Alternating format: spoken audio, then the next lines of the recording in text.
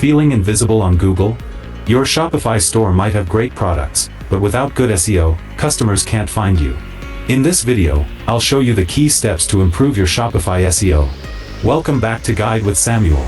SEO isn't magic, it's about making your store friendly to search engines like Google.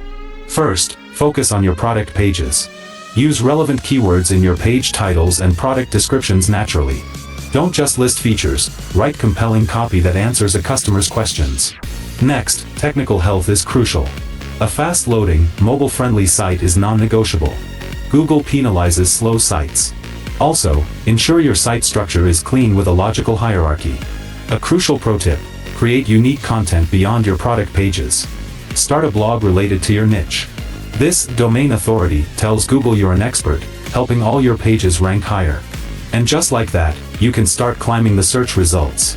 Improving your SEO is a long-term game, but it's the best source of free, targeted traffic. Which SEO tactic are you going to try first? For your final question, subscribe for our next video on how to add meta tags in Shopify. Thanks for watching.